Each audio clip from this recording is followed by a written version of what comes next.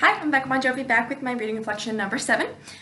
So I took the Culture Fair IQ test, and while I was taking it, it was definitely an interesting one.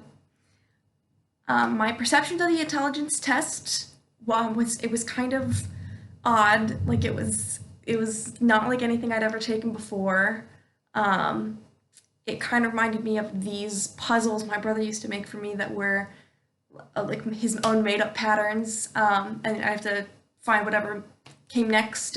Usually it was numbers, though, sometimes letters, which is why I think this was deemed culturally fair because it doesn't. There's no tie to the English language, so using letters would make it less culturally fair because you don't know if English is somebody's first language or not.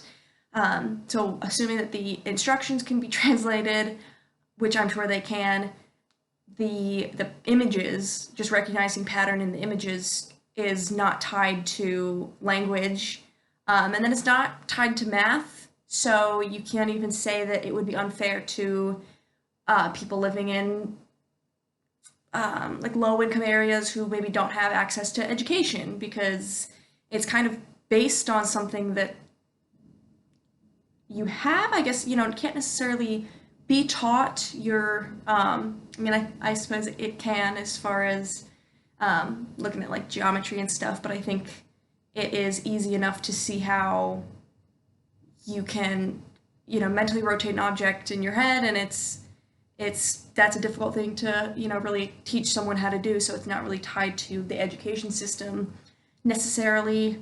Um, I was pretty frustrated while I was taking this a few times. I was like, what the heck? And then I think I felt like little kicks of like regret or remorse, whatever you want to call it, when I'd click something and I'd be like, oh crap, was that not the right answer? Um, so I got frustrated a few times and I was a little bit stressed by the time limit. So it was an interesting experience. I was a little bit surprised by my results, I'll be honest. And I got 124.8. So this sounds really, I'm a humble person, I promise. But I was kind of surprised. I would have thought I would score more like around the 100 range. I've never really thought of myself as having anything but like average intelligence. So I was kind of surprised. Um, and I guess the definition of a worldview is how a person views life, and the conception of the world. Scriptures apply to this discussion because I think that they help shape Christians' worldview. As Christians, we don't have the same beliefs that non Christians do. We don't necessarily look at the world exactly the same way.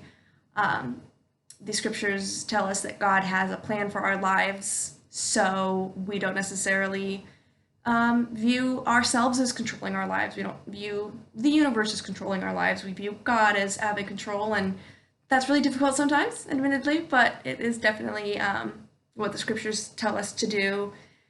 And yeah, I think it gives us a whole different worldview on a lot of things. Just today, I was having a conversation about forgiveness, and I think um, if you detach yourself from the scriptures, then you like the idea of forgiving someone is kind of like alien, I guess. It's very odd. It's, like, well, this person wronged me. Why would I just let that go? And the Bible tells us that we should forgive others as God has forgiven us. So that is definitely a different worldview that is brought to us by the scriptures that a lot of people who are not Christian or don't follow the scriptures don't necessarily have.